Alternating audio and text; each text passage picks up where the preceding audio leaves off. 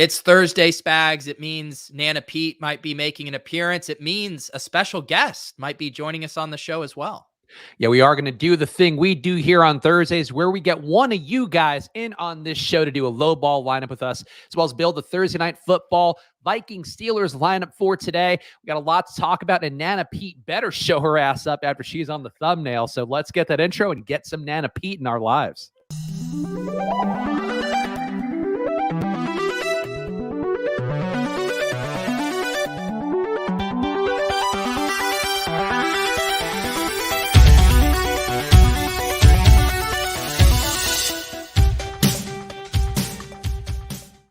Hello, everyone, and welcome to another edition of Splash Play, the fantasy football podcast for every game under the sun. And once again, I am Chris Spags, joined by your friend of mine, Peter Overzet. And Pete, I realized too, people, hopefully, if they're not new to the show and not seeing that intro, it's not actually your Nana. It's just you doing an old lady character. I'm not being like mean to an old lady to start the show. No, it is my actual Nana. And, that's why when you guys get the invoices over there for the work, it's my family that you guys are paying. We have the Mafia member, we have my Nana. So yeah, you guys, Football Outsiders is supporting my entire family, and we're really grateful for that. Oh, if you want to keep seeing Pete's family members popping up on this show, go to footballoutsiders.com/subscribe. Subscriptions were up thousands of percentages. I can only presume after we had them going on Monday to save Pete's life. And here he is looking better than ever. So continue to go over there, footballoutsiders.com/subscribe. 99 cents a week on there. Get DVOA as well as the GoFundMe to keep Pete's family alive. It's going to be the main things you're getting over at footballoutsiders.com/subscribe. Really great data overall week to week, especially for showdown slates, defense versus receiver stats on there could be a game changer. So go footballoutsiders.com/subscribe, just 99 cents a week. And also make sure you are following at Splash Play Pod and liking and subscribe to the channel here. Because Pete, I don't know if you know this, because I don't think you do the big subscriber pushes. You just kind of chill with your chill vibes hanging out. You're so close to 10,000 subs on here, and it drives me nuts that you're not whoring that out at every turn. You know what? Smiz actually put out a tweet earlier today that was very nice, alerting people to the fact. And I think I even added about 50 subs since Smiz tweeted that out. So yes, we're closing in on it. I think we're a little less than 100 away now. And it was, I think in the summer I had thought to myself that would be cool if this year we could cross 10K. As you alluded to, there's probably certain things I could do better for promotion and for growing the channel. And so I'm thankful that we were able to make it here despite my poor efforts. Yeah, you got to open your things. You do the GM bit. You could do GM, like, and subscribe to my channel, like mix it in together, I think. But, that's the thing that we love about Pete. He doesn't care about shilling. He doesn't care about promotion. He just wants to put out good content. So show him a little love and subscribe here if you're watching this video, if you're not somehow subscribed already. And, of course, subscribe to the Splash Play channel, too. Long way to go to 10,000 there. So really, that might need your love even more, some could say. But, Pete, let's talk about some of the news to start the week, because there's a lot going on. And the big news break here for today's game with the Vikings and the Steelers that we talked about, Dalvin Cook trending towards playing tonight after some quote-unquote intense rehab got him where he needed to be for this matchup. And I guess the spot, Pete, was one where Dalvin Cook wasn't expected to be back until the 20th, I think was what I was reading today. And his shoulder good enough to go. And any speculation about his intense rehab or thoughts about him as a DFS play tonight, either is up for you to take for yourself right now. Yeah, I was talking about this with Justin in the Discord earlier, and I've been reading kind of some tweets on it. My take is that this is going to be closer to the Aaron Jones coming back week, the, Darrell Henderson situation from this past week, where my read is that these guys are such competitors. They want to play so bad. They don't want to lose their job to these backups that they force their way back very quickly. Dalvin Cook dislocated his shoulder 11 days ago. The Tom Pelissero report was that he was going to need to be, wearing a harness even to have a chance today. So my take is that the team, appeases these guys. All right, if the doctors clear you, we can suit you up.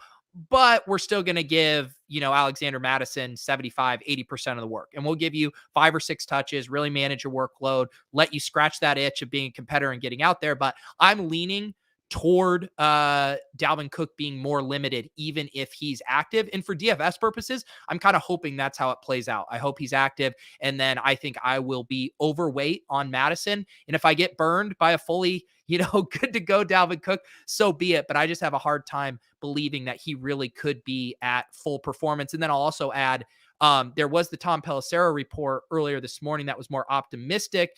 And then there was the Josina Anderson report that came out about 45 minutes ago that made it seem actually more questionable on the game time decision front. Yes, definitely want to watch the news on tonight and see if we get some more clarity. Maybe it'll be one of those famous pitch counts that they've been giving a lot of players recently for Dalvin Cook. Maybe we will hear he's a full go, and then you can sort of decide if you're believing that or not. But definitely one to keep your eyes peeled for the news coming up. Another item that could require some news, the Niners signing Brian Hill this week. And this is a guy we've talked about a lot this year, Pete, with Elijah Mitchell. He had an MRI that, according to Kyle Shanahan, showed irritation on his knee, which I don't know how MRIs are showing that necessarily. Could be him doing that double speak that Kyle Shanahan loves. But you've been as in touch with the Niners backfield, I feel like, as anybody I know in terms of being able to predict which ways the winds are blowing. So how do you feel about the spot with Mitchell banged up, maybe able to play, but clearly the injuries have to be racking up from before they play Cincinnati? Yeah, he didn't practice yesterday, right?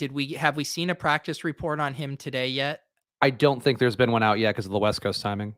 Yeah, I mean, my read was that he was going to be pretty questionable for this week, and it seemed like we were going to be maybe heading toward a Hasty and Jeff Wilson kind of backfield.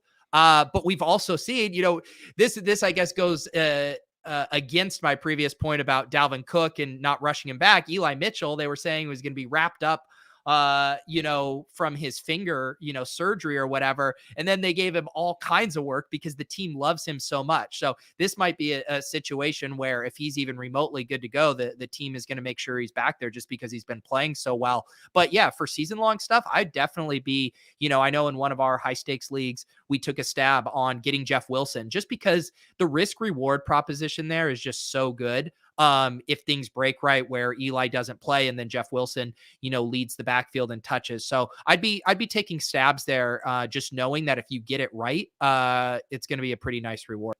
Yeah, and unlike last time where Jeff Wilson did pick up some steam throughout the week, and then Deebo Samuel had a bunch of runs for touchdowns and just a lot of rushes in general, no Deebo this week. So it does seem like the backfield could get a little more love, whether you are going more Jeff Wilson's way, more JaMychal Hasty's way. We'll see if there's any news updates coming for tomorrow's show, where we will be joined by Nick Ercolano, and we will, Pete, as you told me before the show, we will not be talking DFS at all. We're talking strictly season long with Nick. That's true. Also, just before I forget, because I meant to do this at the top. So we are doing our retweet giveaway to be on the show here in about 20 minutes for lowball DFS builds. It looks like we have up to like 7 legitimate entries so far. I did just post the link in the chat. You guys have about another, let's say, 10 minutes to share this. If you retweet this, you will be entered onto the wheel. We'll spin that in 10 minutes, and then I will DM you the StreamYard link to battle in the low ball streets. But yeah, circling back to it, very excited to have Nick Ercolano on. Great content creator, very funny over at Nick BDGE YouTube. Some of you guys familiar with him. He came on the randomizer this year, and I think he will be lots of fun. We'll have to think about what our special segment is going to be. I have an idea. I'll float to you after the show. Okay. I'm excited to have Nick on. I've not done content with Nick before. I've enjoyed what I've seen from him through social media and some of that randomizer show that Pete did with him. So I'm curious to see how he does in this Thunderdome that is, of course, Splash Play that somebody will be stepping into as well. And make sure to check the chat right now if you want to get on the show. Retweet that link so you can get in for our wheel spin in a little bit. Today, other news, Joe Mixon missing practice in that same matchup against San Francisco coming up for him. It's an illness for him, so might be one where hopefully a quick clearing illness and not a COVID-related one. No reports about that. But Joe Mixon, an illness at this point of the week, Pete, I feel like something to monitor, but you got to assume Joe Mixon's going to be out there. Yeah, I hadn't gotten too worried about this one. I mean, normally with the illness stuff, they're fine unless it's the COVID, which we should actually talk about because the Chargers situation is. I got that next on the list. Yeah. Okay. Yeah. So I'm not too worried about Mixon yet. That game, it was like when I first saw it on paper, I was like, oh, Bengals 49ers could be pretty fun. But then I saw Pat Thorman had it as a pace down game. And, you got a little bit of question mark on Joe Burrow's health. Now you got the Joe Mixon stuff. That could be a slow pace slog, there. Maybe I'm cooling on that game a bit. Speaking of that game, Keenan Allen is on the COVID list. Mike Williams is 2 as a close contact, but he could make it in for Sunday versus the Giants. He just has to have 5 negative tests. He and Chris Harris are both guys who are close contacts, and they both have said that they're not vaccinated, but also they're asymptomatic and haven't tested positive so far. So I think we have to talk about the either or of this one, Pete, and then hopefully we'll know a little more by tomorrow. But I think the official alert won't come until Saturday. But if Mike Williams is in, what do you think of him that way? And if Mike Williams is out, I guess, are there any Chargers players you'd give a drastic bump up to? Yeah, so this one is tough because we were kind of debating this on ship chasing. Obviously, if Keenan's out and Mike Williams plays, I mean, he's going to be such a smash. He's only 6,000 on DraftKings. He was already trending up last week, finally crossed 100 yards again for the first time in a while. If both of those guys are out, now we're down to Jalen, Guyton, and Josh Palmer. Guyton, of course, is more of the clear out cardio specialist, running, fly routes, but he did score last week, which is kind of good because I prefer Josh Palmer, the rookie. I think he's the one who would actually see a meaningful role change kind of sliding into the Keenan role. Whereas I think Guyton just kind of keeps his, clear out deep threat role. So that's more interesting to me. And they're both really cheap. Palmer is 3K, Jalen Guyton is 3,400. And then there's also some enthusiasm, as always, around the tight ends. Not so much Jared Cook because no one ever gets excited about him. But the PSM bros are very excited about Donald Parham and him perhaps getting an uptick. So I think you're looking at, if those top two guys are out, a huge Austin Eckler game, and then probably 2 of those 4 guys between the 2 tight ends and the 2 kind of, ancillary wide receivers are going to be set up for a pretty big, target game. Yeah, I'm with you on that. I think if Mike Williams somehow ends up out, I could see minimum salary Josh Palmer popping up a lot for me. Andre Roberts, too, somebody that I think should have to get some snaps as well. Probably not as live for me as Josh Palmer, unless that Josh Palmer got very chalky. I do think that people will go Jalen Guyton's way. Actually, touted Jalen Guyton as one of our waiver wire pickups without knowing this would be a COVID situation that we would have. And I think he's a perfectly fine play, but he's the name that people know. And I agree with you. Like, he is mostly a wind sprint guy. Wouldn't be shocking if he called a deep ball, but I think in terms of getting volume, it does seem like Josh Palmer would be the guy to watch there. And we are philosophically agreed, which of course means that Mike Williams will play and just play Mike Williams. Other news that we got so far, Julio Jones returning for Tennessee versus Jacksonville. Is he going to be meaningfully in play for you? $5,400 DK price tag. And of course, no AJ Brown. Yeah, I haven't thought about this one too much. I have such an inherent bias against him, although I've been showing growth because he's very similar in my mind to kind of Adam Thielen. And I finally have given in, the past few weeks and started playing Adam Thielen. Of course, he got hurt last week. That didn't work out well. But yeah, the Julio stuff, I mean, you can get excited about the volume because they're just so desperate for playmakers. And, Ryan Tannehill, where he really thrives is in the play action. And I forget who I was listening to, one of the data whizzes guys talking about the Titans play action stuff, but it's really been hurt ever since Derrick Henry was out of the offense. And they just don't have enough weapons to get defenses, willing to bite on that play action. So if the running game can get going, you get Julio back in there. Maybe there's a little bit there. If you can sell me on, an 8 target game for Julio Jones, I'll start to get interested. And Derrick Henry, somebody we're going to talk about a little bit in our numbers don't lie segment where I'll give Pete and I think possibly our guests too, depending on how it times out. 3 stats, 2 of them are true, 1 of them is a lie, and Derrick Henry is prominently involved because I did some digging around, or maybe that's a fake one. Who knows? We'll find out a little bit. Other news: Deandre Swift yet to return to practice. TJ Hawkinson's also been out with an injured hand. And the question I'll have, Pete, if these guys don't make it in somehow, or even if they do, we talked about some teams that maybe are just no-fly zones for us moving forward in DFS. But would you dare play a line at Denver if you do have, I guess, a banged up Swift or no Swift and no Hawkinson? Yeah, that's another game that Thorman had as a pace down game, which doesn't seem too fun there. I guess, if Jamal Williams, opens up again at 5,500 without Swift, I guess maybe that could be vaguely interesting. But yeah, none of those guys, I guess we can go back to our Amon-Ra St. Brown versus Josh Reynolds debate. The problem is they're both kind of priced up now too, right? Like they're not just the super cheap free squares like they were before. So yeah, this is probably, I do like some of the Denver plays, but this is probably one of those things where I just pick a Denver player in my lineup and there's no like bring back or anything. Yeah, I would agree. Amon-Ra St. Brown, as Pete mentioned, 5K now on DraftKings. Josh Reynolds, 4,100 on DraftKings. So these guys, definitely not the minimum salary flyers they've been in the past. Same game, Melvin Gordon is back to being a limited practice participant so far. And I thought it was interesting because the Awesome ownership projections have Javonte Williams right now as one of the chalk plays. And that's with the projections, assuming that Melvin Gordon plays. And this is a question I'd have for you, Pete, because I think the casual players like 3 years ago, you would probably see a lot of people playing Javonte Williams coming off the one big game. People then think, oh, like Melvin Gordon didn't play, but it doesn't matter because like he's going to get 90% of the share moving forward because he was that good. It's not usually how football goes. And I don't know if that ownership will hold. Like, I don't think Javonte Williams ends up as the number 2 owned overall player on the slate if you do get Melvin Gordon back in. But how are you feeling about that one? And I guess if you do get a chalky Javonte, is it time to play Melvin Gordon as the pivot? Yeah, I was kind of talking this through on the Swolecast because I kind of like Javonte in almost in a way. I kind of hope Melvin Gordon's back for his ownership because I do agree. Obviously, if Melvin Gordon is out, Javonte Williams at 5,900 is going to be the most popular back on the slate, especially after what he did on a primetime Island game. But all season long, I'd be staring at my spreadsheet and Javonte Williams and Melvin Gordon would be both in the low fives. 5K on DraftKings for pricing, and both would project pretty well. They would look like good points per dollar plays.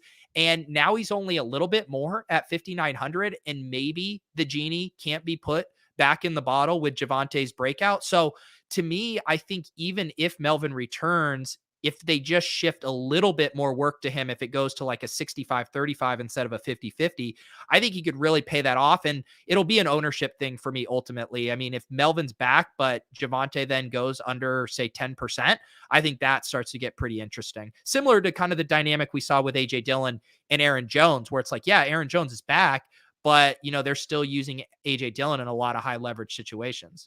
Yeah, the concern I would have is that Melvin Gordon just had so much more touchdown equity on the year, 56% of the rushing touchdowns compared to 22% for Javonte Williams, 12.5% of the passing touchdowns for both guys, with receiving touchdowns rather for both guys. I just think that's one of those spots to me where if the ownership is there heavy, maybe move away from Javonte. If the ownership isn't there, like he's a great tournament play, as is probably Melvin Gordon going against a Detroit team that gives up scores to everybody.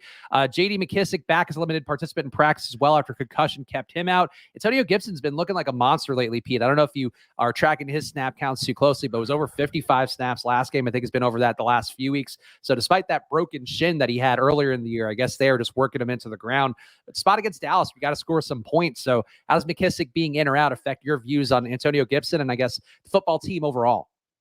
Yeah, this is almost like the opposite of the Javonte Williams one, where it feels like, his role could truly grow, where I'm way less excited about Antonio Gibson, chalk Antonio Gibson, I should say, with McKissic back. I don't think this is like, oh, well, now they saw what they have in Antonio Gibson and they're not going to use JD McKissic in the passing game. Like, no, this team loves JD McKissic. They've seen how explosive Antonio Gibson is, and they still give JD McKissic all kinds of work. So yeah, I'm not touching Gibson I'm seeing right now, like an aggregated ownership around 21%. Like with McKissic back, I'd rather, if I'm going to eat that kind of ownership, I'd rather play Barkley. I'd rather play Josh Jacobs. I'd rather play Javonte Williams in that range, CEH even. So I'm not too excited about it with McKissic back. And the last news item I have, and we'll see if Pete has any others that he put in the Fantasy Life newsletter or not, but Allen Robinson expected to play on Sunday Night Football versus Green Bay. Justin Fields also returning. Would you trust either guy? Obviously, Sunday Night Football, a long ways away. I don't even think the prices are out yet for the showdown on DraftKings, but do you care about Allen Robinson or Justin Fields being back? I mean, it's cool that Allen Robinson is back. He gives that, Justin Fields is back, gives that game a chance to show some signs of life. But I haven't seen anything from the Bears yet this year, other than maybe a few glimpses from Darnell Mooney that gets me excited as a fantasy player. So I don't know. That seems like a big spot for the Packers. They're popping as, like, when you look at defensive projections this week, they're the number one defense. So I think that could be a pretty gross spot for the Bears. Yeah, certainly some guys you'll get exposure to in a showdown if you're playing a bunch of lineups, but for season long, I don't think you have a lot of reason to go jamming these guys in your lineups, even if you have that sunken cost fallacy of Allen Robinson all year. And worth pointing out, see, for the season long people, Randall Cobb also going to be out with a core injury for a while. So if he was one of those guys holding down your wide receiver 3 spot, get him out, put somebody else in. And Pete, now the question is up to you. Is it time for the low probability crystal ball, or is it time for numbers don't lie? How about this? how about, can I put these? Oh, we got to do the drawing too. Of We course. got to do the drawings. I was just starting to type the names into We've the also already got wheel. questions for Nana Pete. D Gold, one of our regulars here, has one that I don't even know where it's coming from about Taco Bell sauce, but I'm going to put a pin in it because I don't want to even No, touch it until Nana Pete gets her shot. no. I need you to vamp because I'm trying to Mm. put these names into the sheet. So feel free to take one of the questions from the chat for a second. Well, so here's the first thing I'm going to say is make sure you're following at Splash Play Pod. And also, if you haven't done it in a while, please go over to our Apple Podcast page and give us 5 stars and a review. We're still going to go back to that for a viewer giveaway at some point, a viewer guest spot giveaway, rather, maybe even an actual giveaway. Who knows? But either way, go leave us 5 stars and a review on Apple Podcasts because we got to remember to promote everything at once. And sometimes we move the target around because we get tired of talking about things, but we very much do appreciate your podcast reviews. So go check it out. Links are in the description. You can also go find them on Apple Podcasts if you search Splash Play. But you got the wheel up, so I vamped long enough with just ad copy. That's right. I'm just going to make sure that I have everyone here. Ravu Reeb, we have Mathology, we have Matt, we have Steve, JD, Iceman, Jacob, and the Mortgage King himself, Brian Schultz. Spags, give me a number of shuffles. I will say 2 shuffles for this board shuffle here. 2 shuffles. Now we're going to hope the Island King doesn't come up because we're afraid we're ducking him in the low ball, I think is where we're at. Please don't tell someone that they are or aren't coming on the show. All right, it's Jacob Cohen. Jacob, I know Jacob is in the Discord. Jacob, are you watching live right now? I will DM him the link on Discord, though. Jacob Cohen, I saw, he actually confuses me a lot in your Discord. And of course, the Deposit Kingdom links are in the description as well. If you want to join Pete's Discord, be a part of the conversation on there. His cat's avatar looks a lot like your cat avatar. And it just fucks with me where I'm like, Pete's not being that funny here. I do. So I will admit it is slightly triggering to me that he is using a very similar purr. However, in the Discord, I did change my avatar, so I feel like it maybe opened up a little bit for him, but it is basically catfishing, and we will address that when he gets on the show. Quite literally catfishing, given that it is, in fact, it's a cool cat, right? I believe. Yeah. Hang on. No, that one, that's Penelope's Country Club. Cool cat would be worth far, far more. Let me make sure. We might have to respin here. Oh, Jacob might not be able to make it. The drama, always drama with picking a viewer guest on this show. I'm figuring out he might have had parental duties pop up unexpectedly. Oh. So why don't we put the child on the show? that is an option. That is on the table here. I got to learn how to deal with children at some point, Pete. I think might as well rip the bandage off and do it live on a stream. Okay. All right. He wants us to respin. So let's respin and then we'll get the link and then we can do crystal ball. Seems like Jacob's ducking us. You think he's afraid of the cat controversy, the Penelope's Country Club controversy. All right. We are respinning here.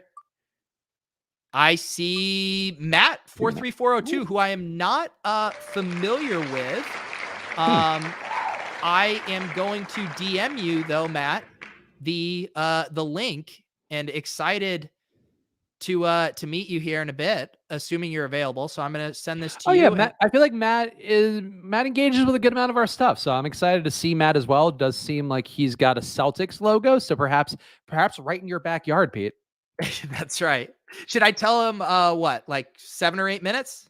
Yeah, that works. Tell him to come by the house. Come by the house. Kick off your shoes. All right. We're good. Right, so let's do the low probability crystal ball then. I think if you feel emotionally ready here, you're coming off illness. Is Nana Pete ready?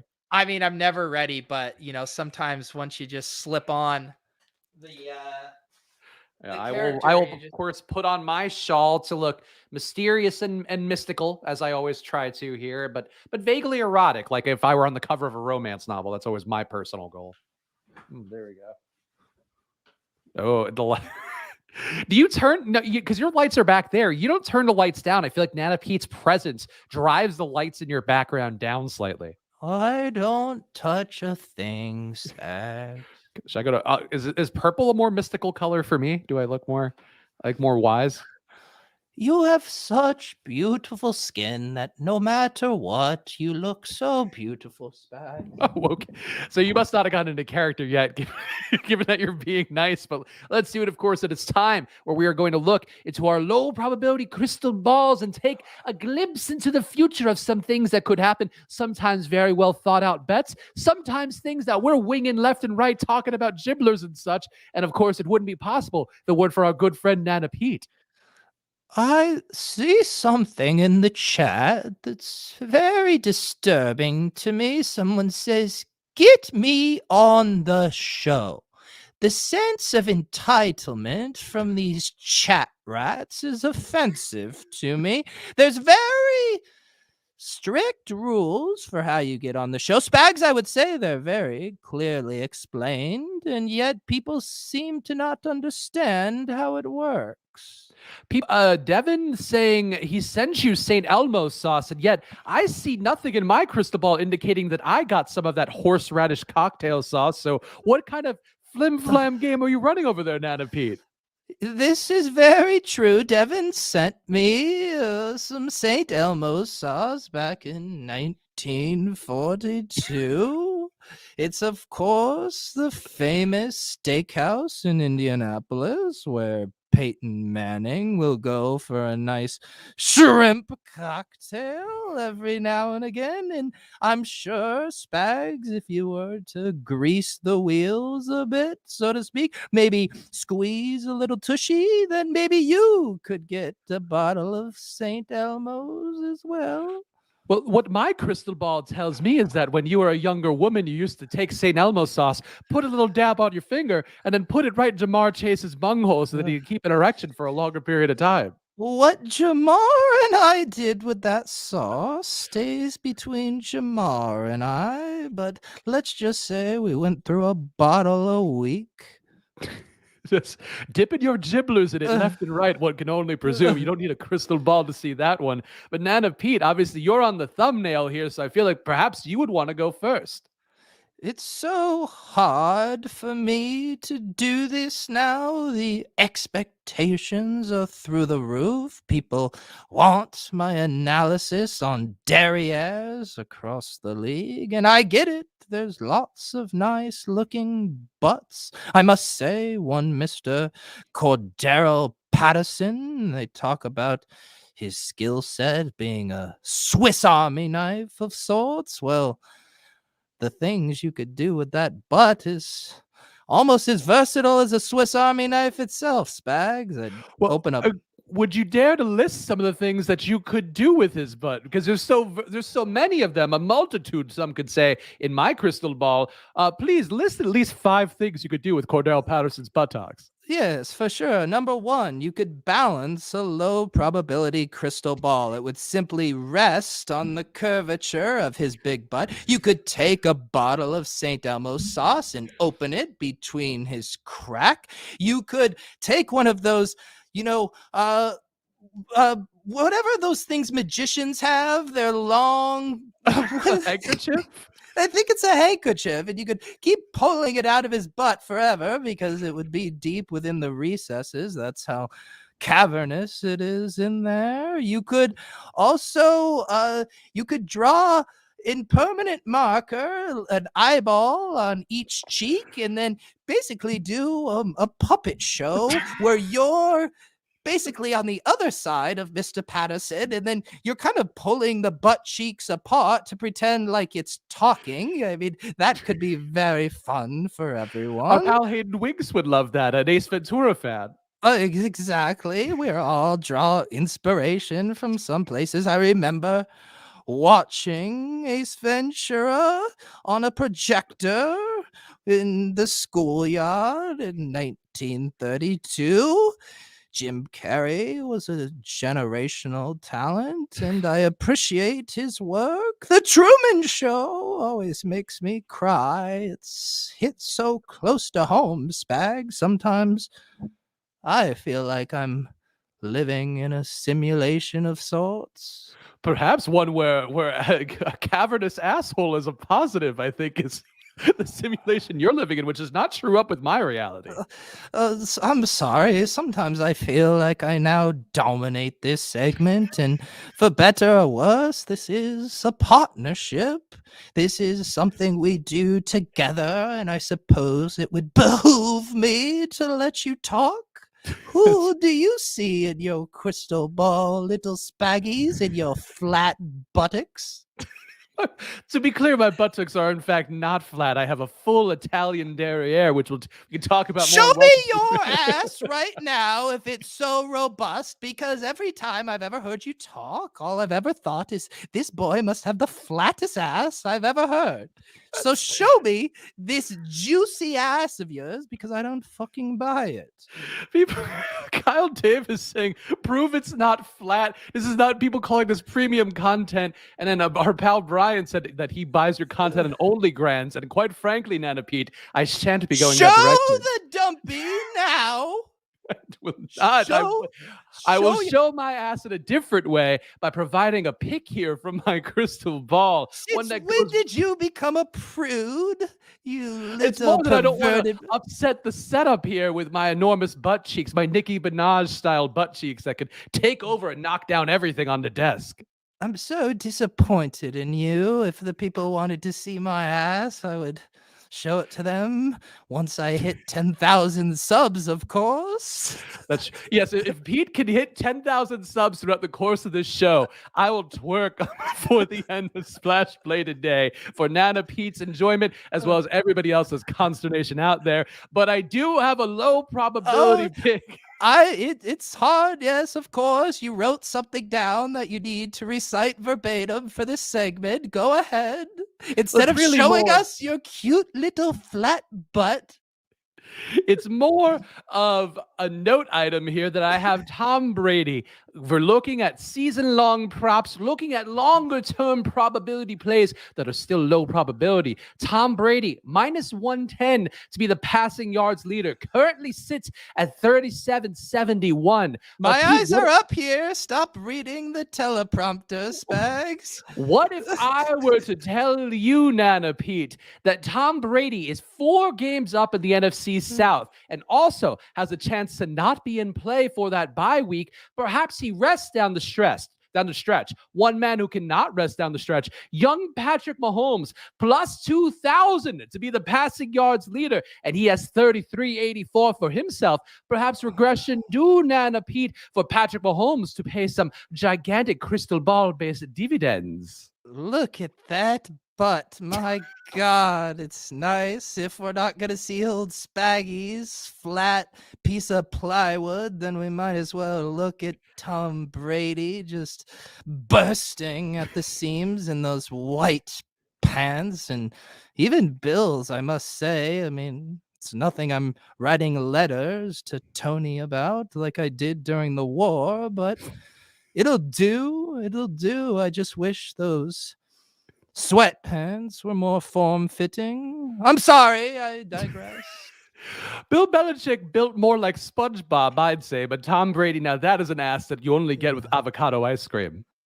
Oh, that is true. That butt was sculpted one avocado ice cream bite at a time. That butt wasn't built in a day, I'll tell you that much, Spags. Well, Nana Pete, I hate to get you back on track, given that people just seem to enjoy you riffing. Perhaps you could spin off your own podcast like Comedy Bang Bang, but I think we can get perhaps a low probability play from you here, unless it's just that Corduro Patterson's ass is very versatile, which is not really low probability. No, I would spin it off and call it Comedy Butt, and I would talk about the finest asses in the land. I still maintain Michael Gallup has a tushy to die for. But the low probability crystal ball, that is why we are all here. It's not to have me wax poetically about tight asses that were sculpted in the weight room. next to a squat rack and the gluteus Not on the squat rack, just next to it. next to it. Sometimes you can get a nice ass just by osmosis. Spags, why do you think my ass? You think I'm squatting 400 pounds? No, I go and watch boys do it, and my ass tightens up by proxy. I would have thought that your butt cheeks would look more like a California raisin costume from the 80s. There's something I'm seeing in my crystal ball. A lot of people are chasing the ass of Jalen Guyton, but God, are they sorely mistaken. It's a basic bitch ass. It's an ass with no character. It's an ass you would see in a catalog, something you'd see at the sharper edge, just completely run-of-the-mill bullshit. But let's talk about this Joshua Palmer ass, because this is an ass you would see in the Guggenheim. It's fucking sculpted by Michelangelo, and it is a true piece of art. It's a piece of ass. It's a piece of work. It's everything you want in a 3K wide receiver on draftkings.com. Ooh, okay. Not really a low probability play, especially with the receivers out there. But I suppose if you're buying asses at sharper image, then who knows exactly where you're taking in as your data points. Oh, Mr. I tout Kyle Pitts is now saying my picks aren't low probability enough for you. What do you want from me? You want me to tout Jawan Jennings in that dump truck of an ass of his? What do you want from me, Spags? Old Tonka ass Jawan Jennings is what we call him around these parts. But I would like to get to our viewer guest, so I'll give one more low probability play. And for some reason, the crystal ball, I'll tap it, but it's fixated on the Tampa Bay Buccaneers, and it's telling me former Bucs superstar, now back in tow, Rashad Perriman. This week, Nana Pete, he will outscore one of Mike Evans and Chris Godwin. He ran 59 routes last week, and you give Rashad the ball, baby. Those taut butt cheeks, those Taco Bell-filled butt cheeks, nobody can ignore. I like it, Spags. It's inspired. And one thing I just realized is the guest we invited on the show hasn't responded to my DM. He hasn't appeared on the show. Other guests get invited and they have children's asses they have to wipe instead of coming on. It's as if no one cares about the prestigious honor it is to come on here, Spags. I mean, what has come of this crowdsource segment? Because God forbid I cannot have the fucking mortgage king of Miami on again. I swear to God, Spags. I swear he is to the God. mortgage king of all of Florida, to be clear. And Florida's a very large state, covers the entire thing. Go check it out. Island Mortgage, Brian Schultz doing a great job. We could also just drop the StreamYard link in the chat, perhaps, and just see what happens. That seems too risky for a man who's about to hit 10K subs. I get some racist bugger on here that destroys my good standing with YouTubes. Michael Guess is throwing some quality one-liners out there. Kyle Davis has been around doing great. I think we could open it up to the chat if the people don't really want to participate enough to show up. Well, I'll give an option. We either find a guest or you twerk on that couch for the duration of the lowball DFS build. Are those the two options? The only two options we have are that? I'm afraid so, Spags. I looked into the crystal ball and all I see are two paths forward, and one is a guest coming forward and the other is your flat fucking drywall of an ass on the screen, gently gyrating.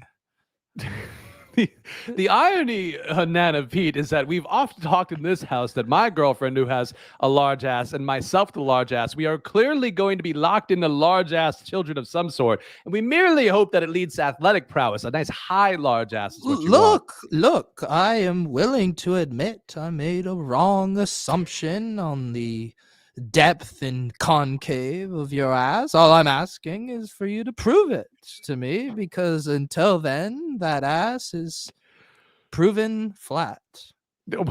Innocent until proven guilty, flat until twerked on splash play is what my grandmoms used to always say.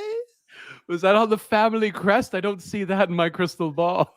Zachary, what are your question marks? You most articulate. You just can't have you pecking away at your keyboard, you inarticulated fuck. Sorry, I'm so sorry. I messed up. Well, Nana Pete, it seems like you've really ran the gamut here of ass-related content. Is there anything else you would like to add to the low probability crystal ball, or should we call it quits? I feel like I've peered into the future enough. I gave some gold star locks of the week and sign up for footballoutsiders.com so Spags' college ruled paper of an ass can keep getting direct deposits in his account every 2 weeks unless they do monthly pay, in which case monthly. And scene.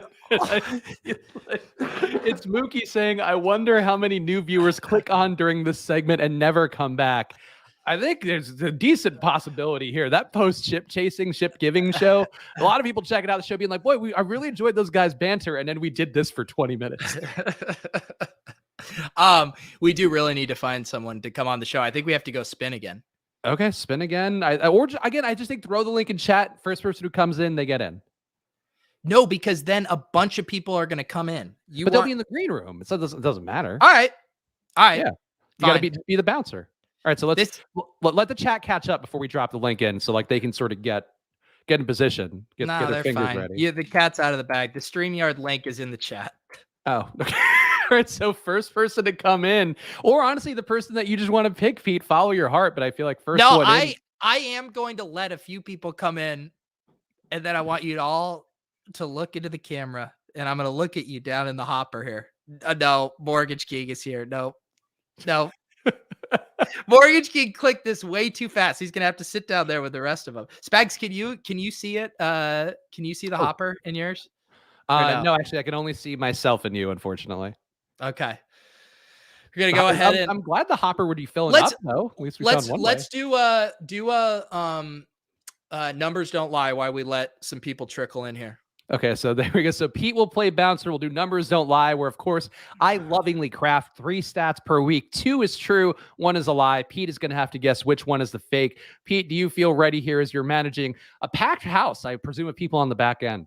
Oh, yeah, they are just flooding in. I hope StreamYard can actually handle the number of people who have popped in the hopper right now.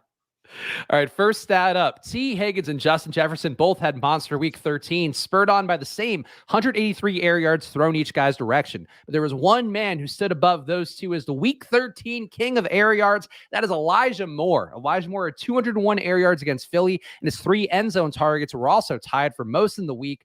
Pete, does that sound true?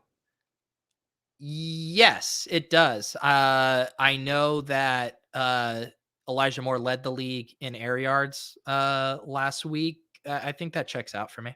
All right, next stat up. We got Nicole Hartman, who has certainly had a fall from grace in the Chiefs wide receiver core this year after not scoring over 10 fantasy points since week 8. But has it gotten as bad as it seems? Hartman ran more routes than Josh Gordon and Demarcus Robinson in week 13, despite having just 1 catch for 12 yards on 1 target.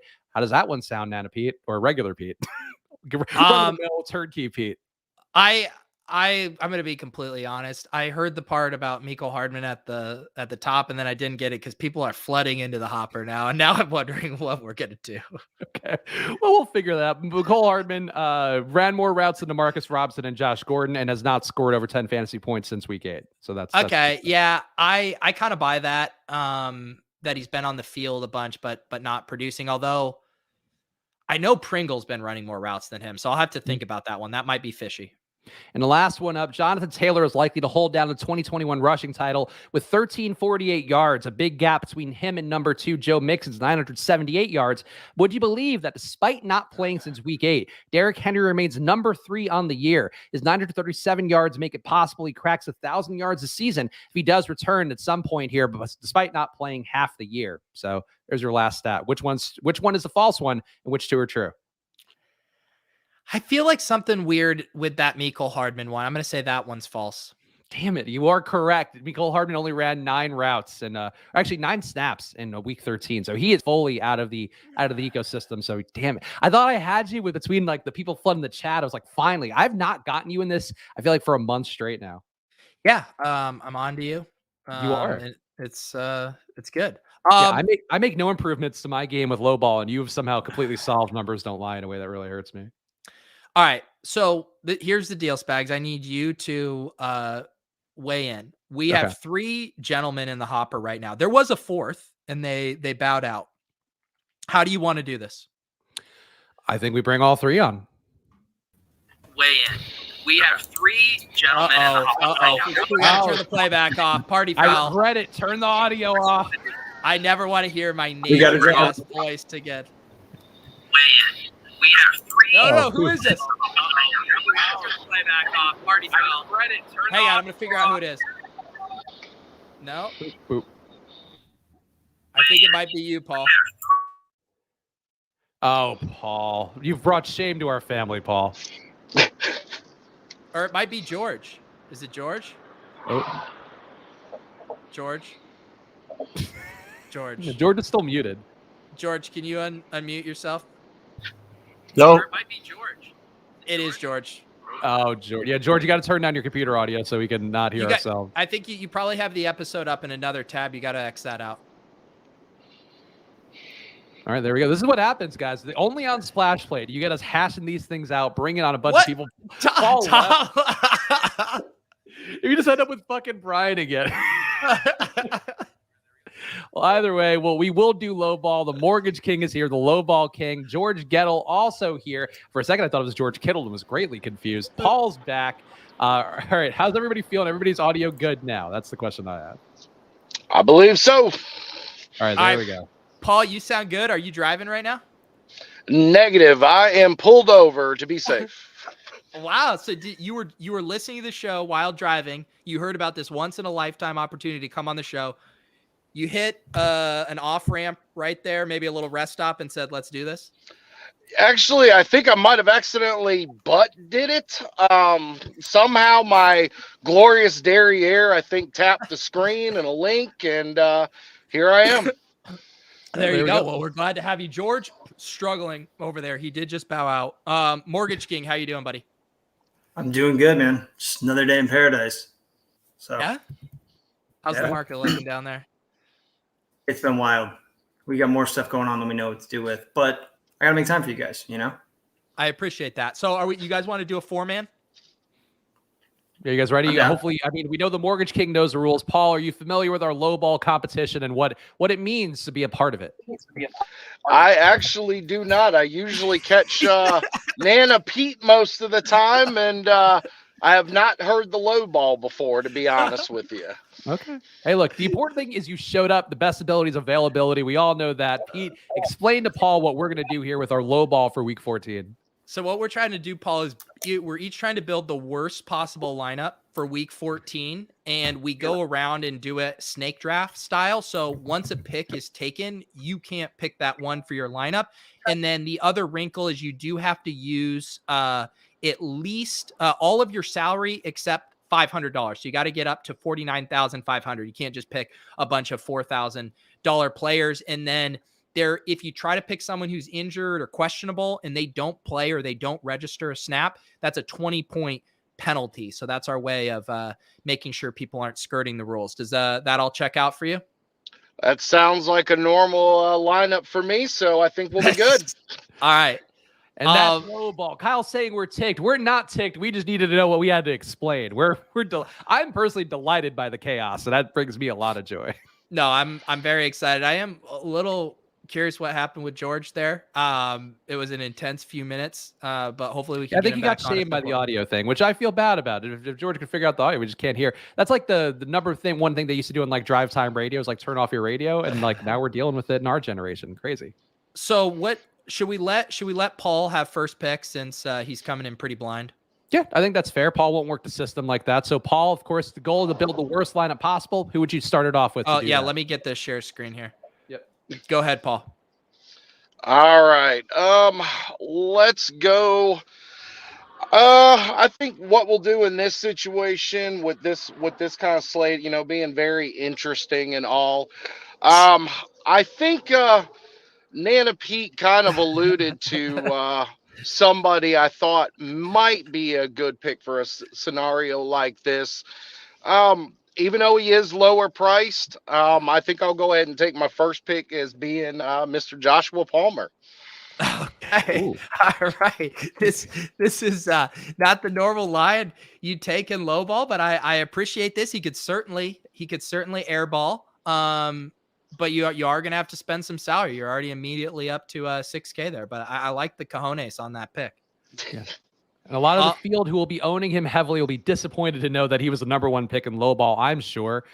Pete, since you and Brian are much better at low ball than me, I think I should get the next pick. Yeah, that's fair. Okay, I'll take Marcus Mariota at QB. Yeah, where'd you get that idea? I'm closing the loop. As I always do, Pete, I take your bit, I steal it, and then it ends up blowing up in my face, so I'm sure he won't play at all, or he'll put up 50 fantasy points somehow. All right, I'm going to ask the Island King a question here. Did Trey Lance register a snap this week?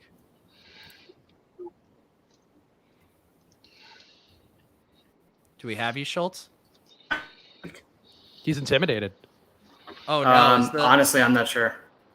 Oh, okay. Yeah, I can't remember either. Yeah, you should pick Can him. you hear me? Yeah, I'll let you go though. You go first.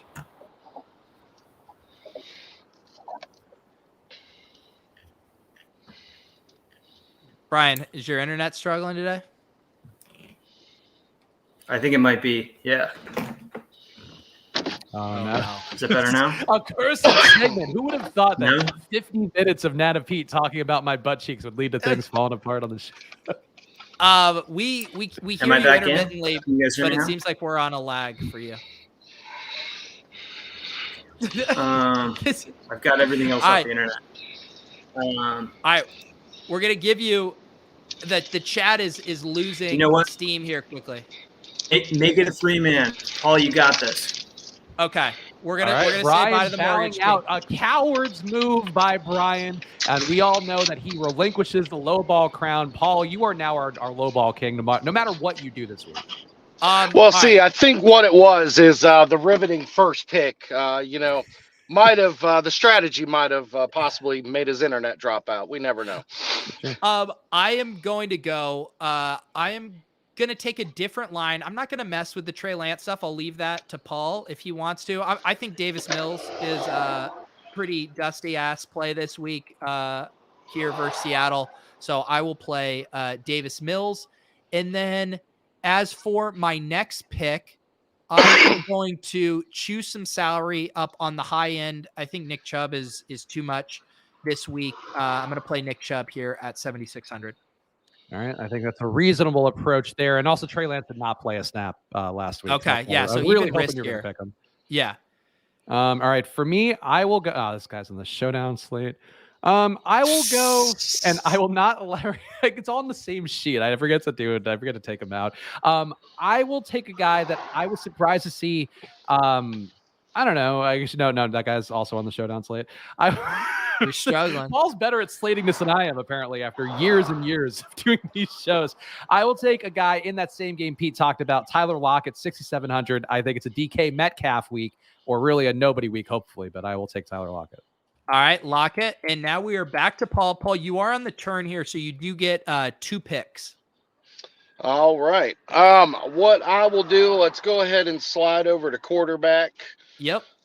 And what I'm going to do is I'm going to believe that some certain finger has not quite healed correctly, and we're going to go with Russell Wilson. Oh, Wilson. All right. I wasn't sure if you're going to go Burrow or Wilson there, but another risky pick against the Texans there, but lines up with Spags' take that the Seahawks might struggle. Yeah, and that's where I'm going with that option. And plus, I had to spend some money there, so yep, it was a good opportunity to do that.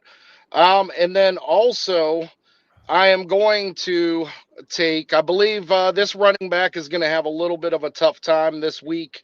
Spags just mentioned him, and it's Nick Chubb. Nick Chubb. I already took him. I took him. Oh, there's the. Yeah, that's the one rule that Pete didn't mention, Paul. Is you can't take. I did mention it. No, he did mention it. He did mention that, and that is my fault. I'm flying blind. Let's align and blame Pete. I did mention it. No, he did mention it, and I'm flying blind because I don't have DraftKings popped up on my own, so I'm kind of going off the top of my head here. So in the aspect of that same game, since I feel it's going to be kind of a bad game for Cleveland, let's go with Kareem Hunt. Okay. This All is a right. smart move. Smart move. All right, Paul. Look, Paul, no matter what you do, you showed up. Your audio works. Like, you've won low ball in my eyes. Yeah, and like, Spags and I have admitted that we're kind of, opto-broing this a little bit, maybe looking at some points per dollar values. You are a true low ball hand builder today. You are the equivalent of the guy who builds his lineup on his toilet on a Sunday AM for low ball, and we love that.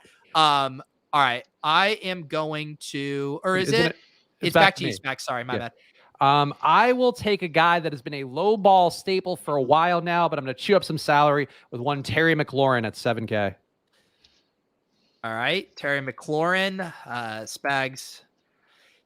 I can't even make jokes about you building a good tournament team now that you took Mariota. It really does hurt. No, I know that's good. If I ruin one of our bits and also build a mediocre but not good line for low ball or real life, that means I've done my job. That's right.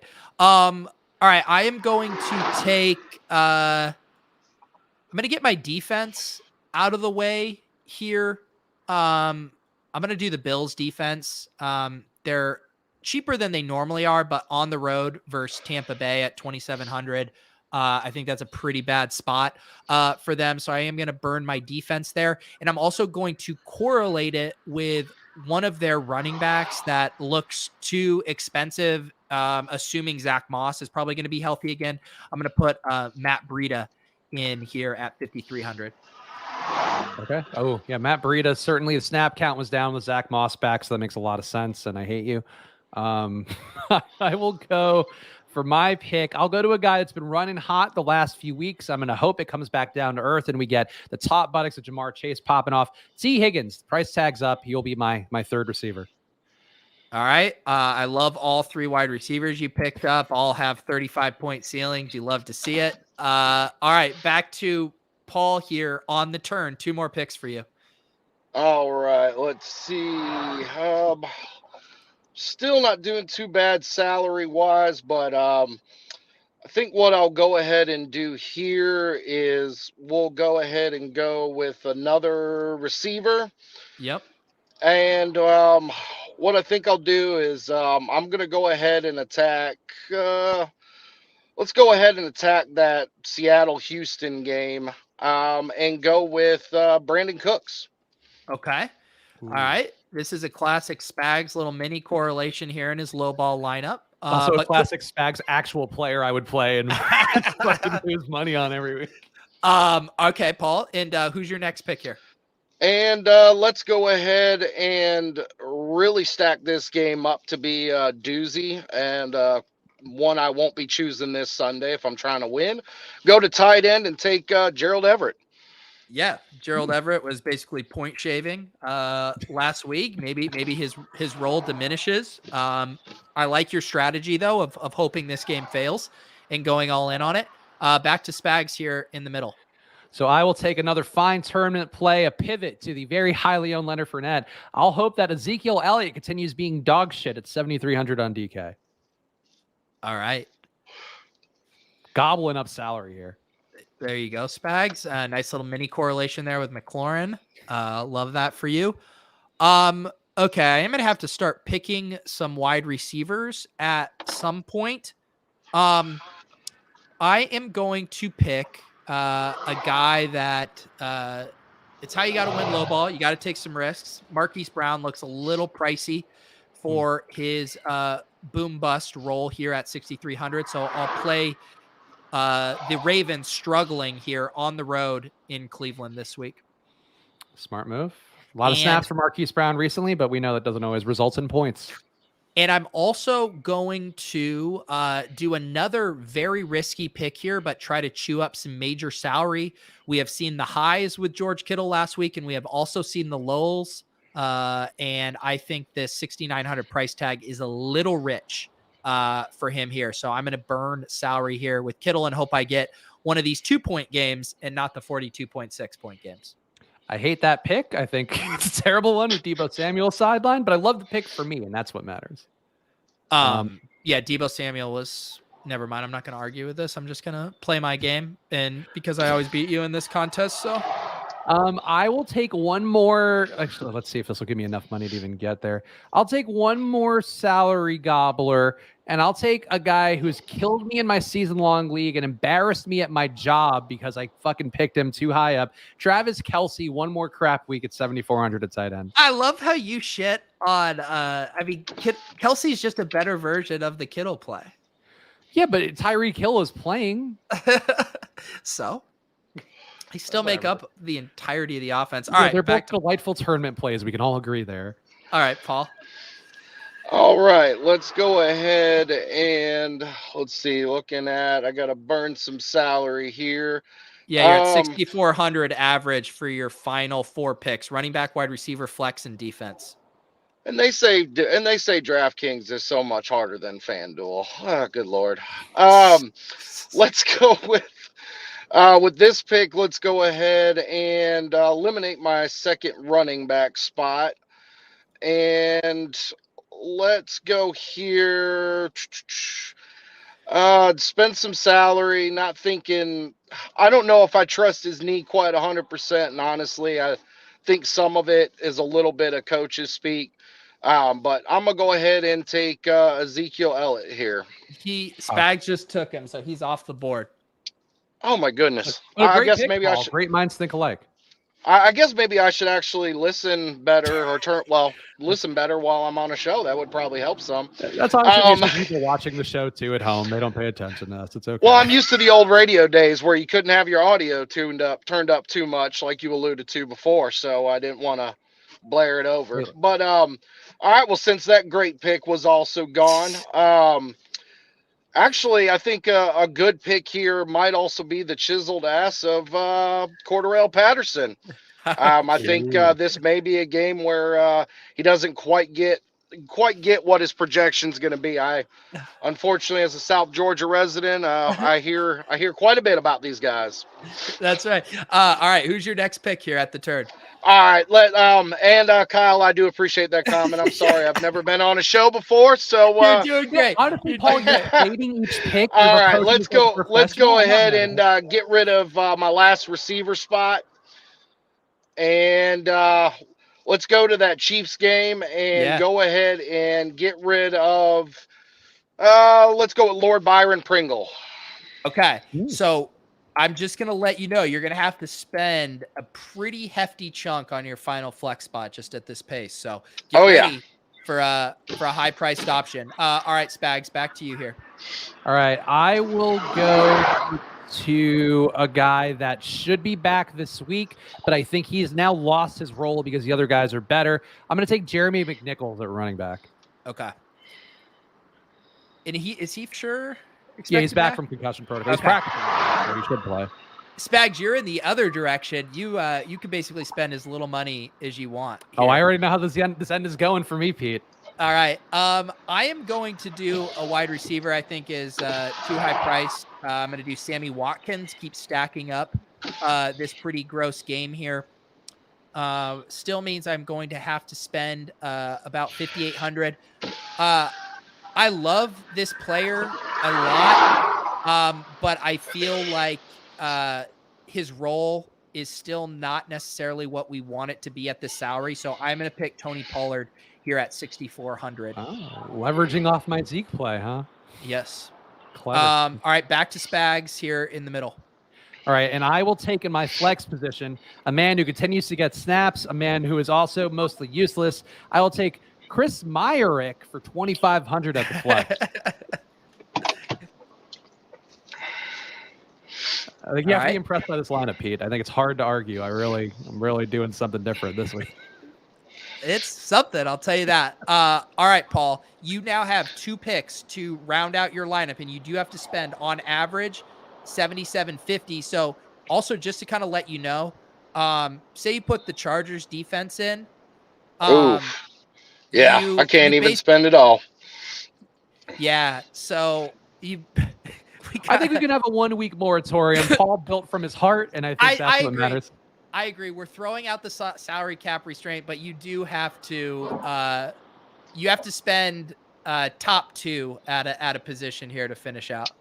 That's not a problem. I was actually going to go with the Chargers defense. Okay. And I think here, honestly, with this game coming up, I think I know a lot of people are probably going to be on Diggs as being a good play this week. But I actually kind of think this is more of a Cole Beasley kind of week for me.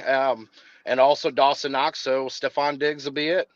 There it is. 3,100. This is a first, but it's also a first of someone pulling off to the side of the road and in building here. So we appreciate you, Paul. Spags, you are back. Have to spend 2,500 on a defense. I will spend that 2,500 and take the Washington football team and hope that they give up some points, but hopefully not to Ezekiel Elliott. Okay, there you go. And I need to spend at least 4,700 down here in my dumpster diving. Let's but it does have to be a wide receiver. There's always a catch. Always a catch. Let's do Tim Patrick here at 4,800. All right, there you go. The low ball teams are in. Paul, tell us. We'll let you go on your way. Also, people are asking, cigarette or joint? What are we smoking here on the road? Oh, that is definitely a cigarette. The joints were back in the day. I'm a responsible dad now. Oh, okay. So you can't. Are you implying you can't be a responsible dad with joints, Paul? Not me. Fair enough. Paul, what is your handle on DraftKings so I can send you an invite? It is it's freaking Paulie. ITSFREAKINPAULIE. PAULY. LY. Okay. And so will you know your lineup? Or do you need me to? Are you on Twitter? Do you want me to send you a screenshot of your lineup so you can put it into the contest? And you can send it to that same on Twitter. Okay, perfect. All right. We really appreciate you joining us, and I'll be very curious to see how your lowball team does. Paul, give the people the plugs too. You're in Georgia. Do you have any mortgage businesses or pasta companies you want to plug here? That's what we specialize in. No, all I do for a living is I dispatch trucks. So I'm in the trucking industry. But if anybody wants to follow me on Twitter, it is at It's Freaking Paulie. I put out just some random DFS and other bullshit content just for the fun of it. Just a normal dude, just trying to hit it big in this DFS world. Okay. Hey, we really appreciate you coming on today. And what we need on this show is people who step up to the plate. A lot of these guys signed up for this contest and they weren't actually available. Their internet didn't work, and you, Paul, you delivered today, and that's what we need around here. And Paul, you got yourself a new follower, a verified follower. This guy right here, and I see you're a military man too. Looking handsome in that photo, but also kind of scary, for being honest. Yep, that is my weekend job. I used to be active duty, and I still love the military, so it is my weekend job as well. So. Well, thank you for their service, Paul, both in general and also on this show today, surviving. Anything else you want to say to the folks before we go and run through some Thursday Night Football? Get Pete to 10K subs, damn it, because I want to see Spags twerk. Thank you, Paul. Thank you, guys. Truckers and our military happy. That's all I can do with my butt cheek. There you go. We'll see you, Paul. All right, thanks, Paul. There you go. There goes Paul. Follow It's Freaking Paulie on Twitter. I did it myself, and you can do it for yourself as well, Pete. We survived that one by the skin of our teeth. I now like the idea, comedians, musicians, they go overseas and perform for the troops. I want Spags going and just twerking for the troops across the pond. We didn't get to 10K subs yet, right? We're okay. I highly doubt it. It. I mean, look, I probably lost subs in high demand. I probably lost subs this week. All right, so shout out Paul, and again, follow It's Freaking Paulie. No G was the mistake I made on there. Let's do a quick run through for Thursday Night Football. We don't have to build a lineup for it. You guys can figure it out on your own. Run an optimizer. That's what I'd say. But we'll do our ride or die picks. Pete, we got Pittsburgh 20.5 implied points, Minnesota 23.5 implied points. Dalvin Cook status up in the air, but seems like he'll be playing in some capacity. So pick whoever you want for your showdown captain. Really? Anyone I want? Anyone. All right, Justin Jefferson. Oh, I should have not said anyone. I gave you it out. I literally gave you a second to think about it. All right. Now here's the tough part. The tough part for me is, do I leverage against it? Go KJ Osborne, who had actually more snaps last week than Justin Jefferson? Or do I go to an equally skilled wide receiver 1 in Deontay Johnson? Football Outsiders DVOA says Deontay Johnson should be getting a 9% boost according to the Minnesota numbers on the year that they're giving up to wide receiver 1s. So I'll go Deontay Johnson as my showdown captain. I think that looks like a very nice pick there, and we'll have to see how this stuff shakes out with Dalvin Cook and Madison. I think there might be some potential for the slate to get flipped on its head, depending on some news there. So he said the thing. Spags, don't. Also, I just have to point out, I do have Justin Jefferson projected with my projections for 27.5 fantasy points. So he would be number 1 by a pretty good margin. I'll just give you kind of the thought process that went in my head. So when we have like the Josh Allen or the Lamar Jackson, and I see he's like 35% optimal captain, that's when I take it off the board. I'm sitting here looking at Justin Jefferson at 21%, Najee 14, Deontay Johnson 12.6. I said, it's just close enough that I'll give Spags a chance, but I won't say we're going to throw a captain off the board. I gave you the chance. You didn't take it. I picked the best captain. I also I'll tell you my process. We'll go inside the DFS pick studio. I saw a couple guys here projected for over 20. I have Najee Harris projected over 20, have Dalvin Cook over 20, assuming that he gets his full workload, Kirk Cousins. So like from a GPP perspective, you're right, but it's clearly the most plus EV pick by a wide margin. Right. Yeah. Right. So of course. So keep that in mind when building lineups today for everybody else out there. Yes, and I'll be doing a showdown cram tonight after inactives around 7:40, I think is when I scheduled it, if we want to see what the updated sims are looking like then.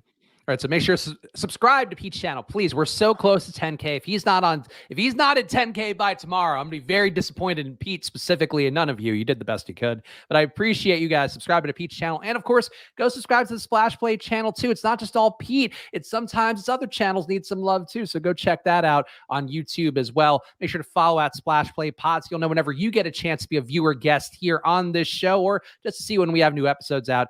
And follow at Peter Overzet. Follow at Chris Spags. Pete, anything else you want to say here before we call it quits? No, we'll be back tomorrow at 2:30 with Nick Ercolano. Will be a very fun show, so looking forward to that. Yeah, so come join us then, and we'll see you guys soon. Enjoy your nights. Good luck.